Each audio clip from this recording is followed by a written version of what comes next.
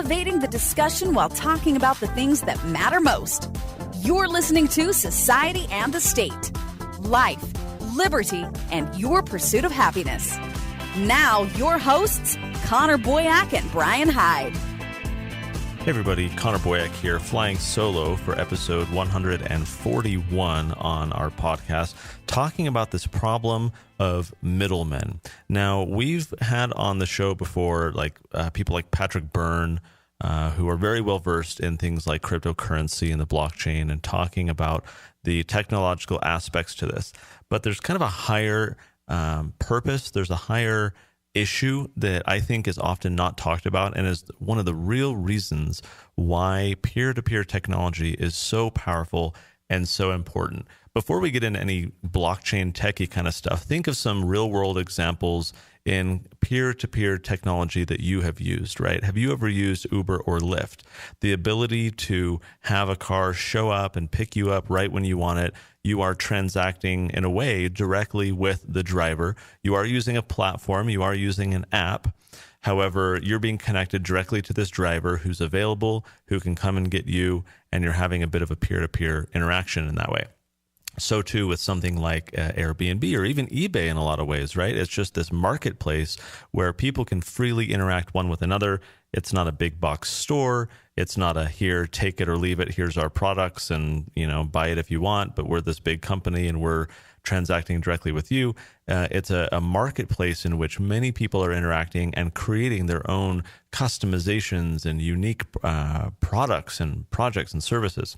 And so we've seen our lives greatly improve, right? Because these marketplaces facilitate a lot of specialization, a lot of weird, niches. I never know how to pronounce that word. I should look that up now. So people specialize in these deep categories where you would never getting Harry Potter vinyl decals, and there's 83 of them. These marketplaces allowing individuals with ideas to interact with other people, to serve and sell to other people, has created all sorts of innovation that otherwise wouldn't exist if you had to set up this big company and go through these traditional channels and get into a store and try and get, Walmart to buy your product and put it on their shelves. Instead, the internet has allowed us to be able to reach all these people. This is something we're familiar with, right? We expect it. This is just the way it is. But in transitioning later in the conversation to things like blockchain, it's important to recognize how revolutionary that is, that we have these peer-to-peer technologies allowing us to transfer files directly from one another, right? I don't have to only get my music from, the big record players and whatever they put out. We can create our own music and throw it up on, my own website if I wanted to, or any number of these other services allowing individual creators to directly reach other people. And the reason why, the fundamental reason why, is that the transaction costs are lower. The barrier to entry is lower. In other words, before, if I wanted to, form a band and put together an album and get my music out there, I had to go through, the record labels. I had to get signed. I had to, sell out, as it were. I'm quoting Real Big Fish here, which for those of you who know Real Big Fish, you're giving me a little fist bump in the air there. And so the problem, right, is that those are very high transaction costs. You have to invest a ton of money. You have to get the right equipment. You have to know the right people. And the costs are very high to be able to reach the point where you can enter that marketplace and then have your album carried in. Well, I don't even remember what all those stores were called before, where you would have to walk in and buy CDs. There were a bunch of them, and their names don't even come to mind now. I mean, we had Blockbuster for videos. I can't even remember what the CD stores were called, where I spent a great deal of my youth, right? The transaction costs were high. Even if you wanted to buy music, you had to drive down to this store, and you had to, put on the little test headphones that were all greasy because the guy before you was all, nappy hair and everything. And you're putting on these headphones to listen to the CDs that they have in the store that you can then go buy. And, the older generation of our listeners is chuckling here that, my recollection is with CDs because, cassettes too. I got into things when we had tapes, but of course before then you had even older technology and higher transaction costs. So we love the internet, right? Because it is allowed for that decentralization. The transaction costs are lower, the barrier is lower. And now people can more easily enter the marketplace and reach directly to other people in this peer-to-peer fashion. And like my Tuttle Twins books, for example, right? I don't have to go to a publisher and have them sit on Barnes & Noble's shelf and hope that someone walking by the aisle sees them and is intrigued enough to pick a copy off the shelf and buy one. No, I can advertise to and sell to my potential customers directly. This is the internet. So I found this Reddit post I'm going to include in today's show notes page so you can see it if you're interested, as we transition into why the blockchain kind of takes this a step further and really helps dismantle these middlemen. In the previous example, the middlemen were, the people, the big stores, the big record companies, right? You had these big institutions that facilitated individual producers reaching individual consumers. You had to go through these big gatekeepers, and that's where the high transaction costs come in. So we've torn down a lot of these middlemen with the internet, and it's great. But to make sense of why that's important and then how it applies to the blockchain, how we're going to, with even greater peer-to-peer tech, be able to take down even more middlemen, I want to read this post. And I will link to it at societyandthestate.com/141. And this is a Reddit post I came across about a year ago talking about why this applies to the internet and how it applies to the blockchain. So I'm going to read a couple paragraphs to give you a little bit of context of what he's talking about. So this guy says that, before the internet, distance, the distance between the producer and the consumer, distance drained society of a whole lot of money. If you wanted to transfer information, you had to pay shipping fees. You could also not work remotely nearly as efficiently, if at all. There are also other things you couldn't even pay to do, like have a face-to-face conversation. So distance, he says, was valued. Brick and mortar stores capitalized on this and dispersed their locations to be as close as possible to people, their customers, while not overlapping their locations. And distance kept people from connecting. So then he says, enter the internet. Distance starts to be cheaper. Now people work from home and shop for products that sit in warehouses states away, right? We're used to this. He continues by saying, brick and mortar stores lose out because they invested in distance. That's their business model. Their business model was being a middleman to decrease the distance between you and the producers. So he says many other companies that depended on capitalizing distance lose out.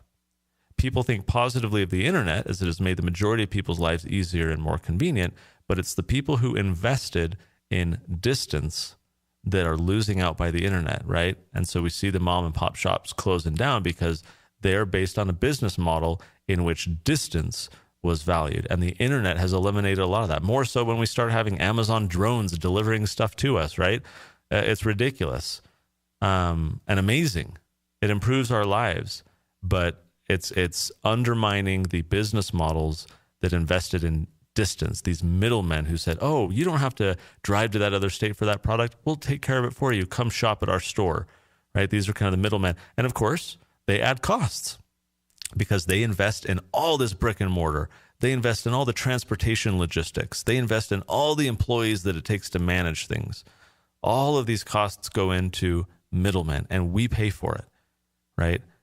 And so they invested in this old business model. Here's how it applies to things like blockchain. As a quick reminder for our listeners, maybe some of you who have tuned in new since the episode, I don't know, a couple of years ago at this point that we did with Patrick Byrne and Jeffrey, I'm not even going to remember his name now. So we've done a couple episodes on blockchain. Blockchain is the technology underlying cryptocurrency, Bitcoin, Ethereum, things like that creates a shared database of trustful information. It can't be hacked, can't be fraudulently put in. It is a trusted record based on mathematical logic so that people can look at it and know that what is in there is verifiably true. And so every company has their own little database of information, but databases can be hacked, they can be corrupted, they can be manipulated. The programmatic nature of this, the very core technology of blockchain is a trusted ledger or database of information, okay? So with that little bit of context, and then the context of seeing how the internet trivialized distance, in other words, made it so that you're not paying mass quantities for it, removed those transaction costs. Here's what this guy says. You'll see the paragraph is almost the same, but he's switching things out. So he says, before the blockchain, trust, instead of distance, trust drained society of a whole lot of money. If you wanted to transfer value, not information, but value in this case, you had to pay banking fees, among many other things, wiring fees and all sorts of other things. The banks, he says, capitalized on the fact that trust was an expensive and rare resource. So did insurance companies, notaries, the government, lawyers, and more. All these middlemen, right? These are the middlemen of trust. You could not enter into an agreement with another person unless you involved one of these institutions. Trust, like distance before, trust kept people from connecting. So before it was enter the internet, here it's enter the blockchain. Trust starts to be cheaper. Now people enter into agreements and exchange value with people they haven't even met with no trusted third party. Banks and others lose out because they invested in capitalizing trust. And now people think positively of the blockchain, as it has made the majority of people's lives easier and more convenient. You think of someone transmitting money, an immigrant transmitting money back home, right? Before, they have to go to Western Union, a trusted person, so that their family member could walk into a trusted Western Union branch down in their country, and they could transfer that value using a trusted intermediary rather than, giving, hey, $500 to this guy who's, going back home to visit his family, and you can't trust that person, right? You're not going to give him your $500. You need to transmit value, so you need to trust the carrier, the conveyor of that value as it makes its way from you to that family member. So here you have the banks and the Western Unions and all these different folks, the lawyers and so forth, who have capitalized on trust and saying, we will be the trusted third party. You can trust us as we transmit the value and record your contracts and approve them and say they're all good and we've blessed them, okay? So that you can then transmit the value through and to a trusted person. And that is the beauty of the blockchain, because it is allowing people to directly transmit money. Now you can have an immigrant send money back home, send Bitcoin, send Ethereum, send whatever cryptocurrency based on these trusted blockchains directly down to them instantaneously, near free, and they can cash out and sell it to whoever or keep it or do whatever they want. Transmitting value trustlessly. And that's a situation in which the people know each other, right? What this person is saying is the real benefit comes when you can't trust the person on the other end. It's one thing to, exchange money with someone that you trust through some kind of intermediary. It's another to say, well, I want to enter into this agreement with this other guy, but I have no clue who he is. Do I really want to give him $10,000? Right? I'm worried that he's going to violate the contract. I'm worried that he's, I'm worried that he's supposed to pay me, but he's going to give me counterfeit bills, right? Or he's going to sign a check that bounces or whatever. I can't trust this guy. I don't know who he is. Should I accept his money? All these questions completely go away. These are the uncertainties and the problems upon which the current business model, the banking infrastructure, has capitalized. They've invested in trust or the lack thereof, right? The difficulty of trusting other people. That is their business model. They are trusted intermediaries to transmit value. So now you blow them all away because they're adding their own fees, right? They're adding their own costs. They have all the big fancy buildings and corporate offices and bajillion employees and all these things that take money out of the system. As this guy says, trust has drained society of a whole lot of information. So you get into the peer-to-peer blockchain type technology that's only enhancing what we've become used to with the internet and how it's improved our lives.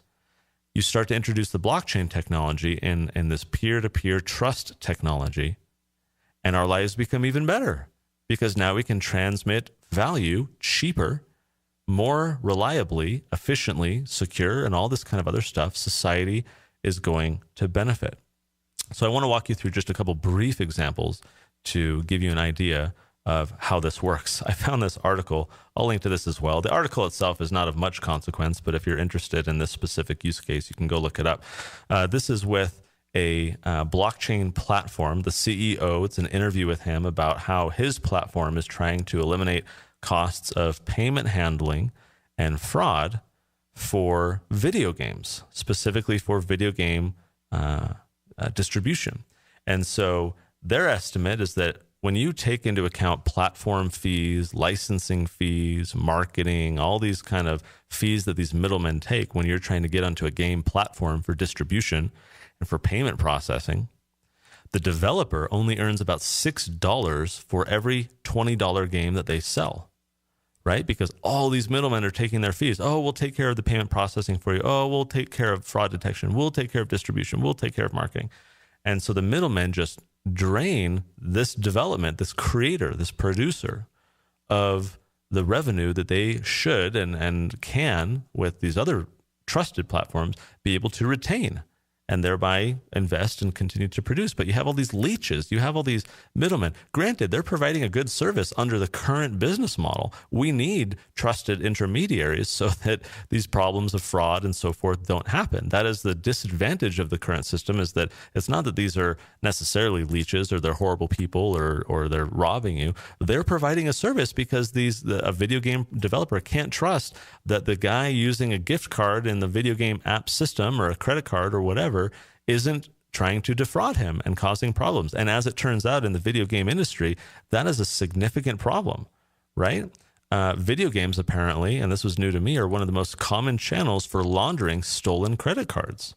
And so enter the blockchain where you can't have fraudulent transactions, and that the need for those middlemen completely go away. There's no one to have to worry about the risk of inadvertently accepting fraudulent payments. So I guess there was an example where this company named Riot started trying to directly handle payments themselves rather than going through one of these middlemen.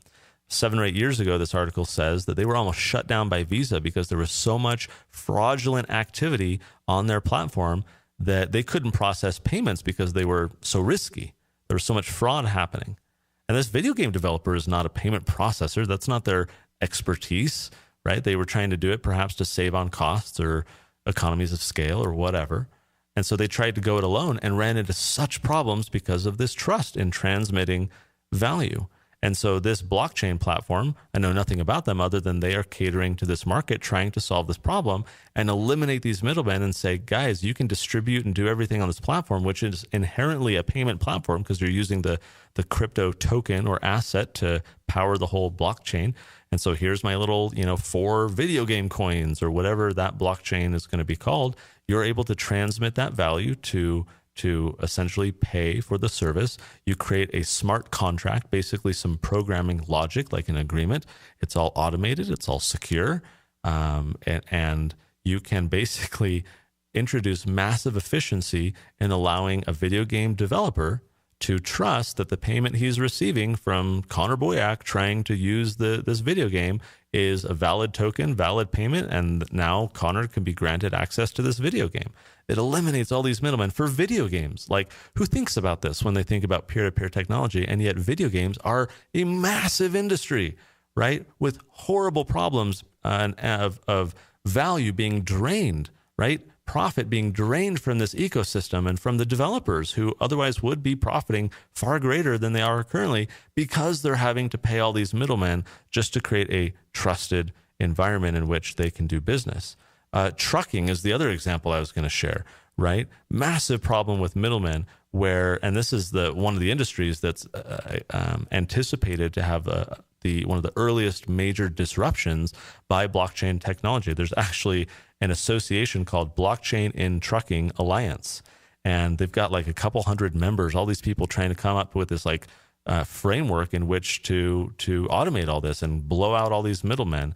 And their claim in this article I was reading about their industry is that the same thing that you see in the video game industry and every other one, right? That these middlemen claim a lot of revenue just by being intermediaries. Like, they know that they're in a special position because without their services, the end users, in this case, the truckers, the freight companies, they can't trust one another. They are counterparties, right? They have adverse interests. A company might want to defraud the end user because then they retain more money. So there are adverse interests at play. And so you have these people saying, okay, wait, if we create this trusted system, now we remove the intermediary because the two parties with different interests can agree and can utilize this system that keeps it fair and reduces and removes all these middlemen costs so that the end user's costs significantly decrease because we've now eliminated all the middlemen. One of the quotes in here, right now we have trillions of dollars worth of monetary movement between parties that act as intermediaries. He said the power of blockchain is really about counterparties and working with other parties. Every single day, continued, there's $140 billion tied up in disputes for payments. He says the shippers end up saying, you didn't send me a proper bill. And the shipper sits and doesn't pay it until that price is exact. It's a dispute. It ties up cash flow and creates a real strain on the environment, he says.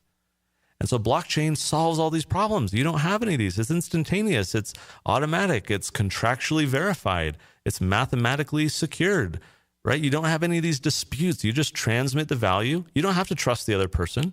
You're operating this peer-to-peer environment. You can distrust the other person, but you know that the technology is making it so that everything is fair. You don't even need to know who the other person is. This is when you get kind of the black market systems coming in, right? When the parties transacting in maybe illicit goods have no clue who the other person is. You're able to transmit value without a clue about who's getting it on the other end. That's how much you don't need trust when you're transmitting in a trusted environment using blockchain technology. Very fascinating.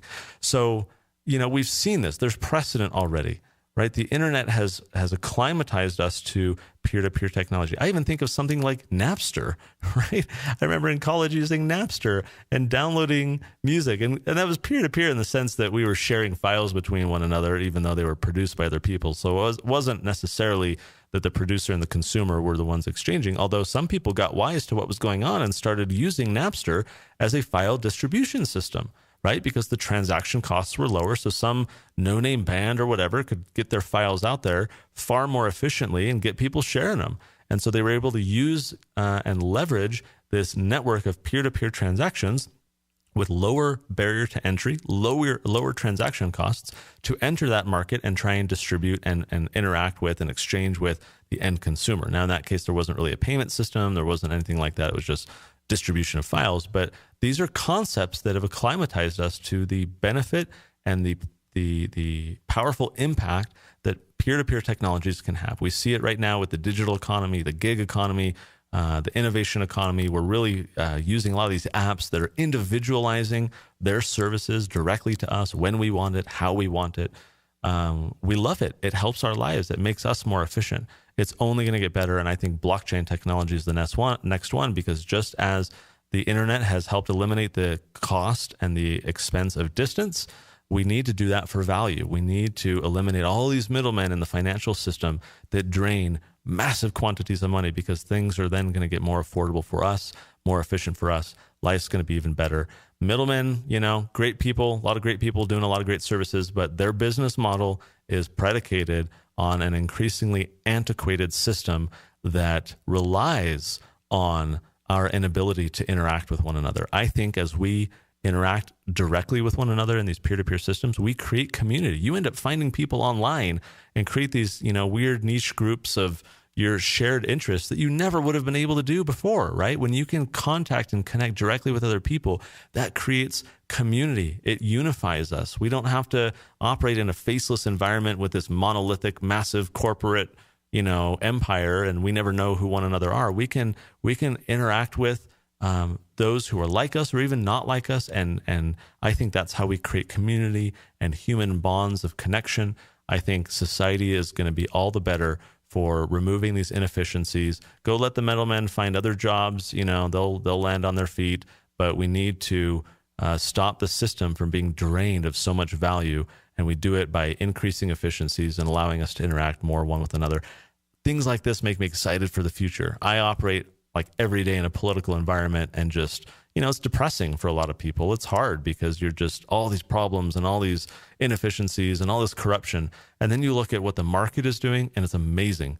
And in a lot of ways, I think lives are going to get better. So I hope you guys enjoy that episode. Down with the middlemen. Great people individually, I'm sure, but man, it's an old business model that we need to blow out of the water and make our lives better. Check out the links if you're interested in more, societyandthestate.com/141. Next episode, super fascinating. Why we should have the ability to access any drug we want. Fun conversations. Stick around. Make sure you're subscribed. Thanks for listening to Society and the State. For show notes, archives, and more great content, visit societyandthestate.com.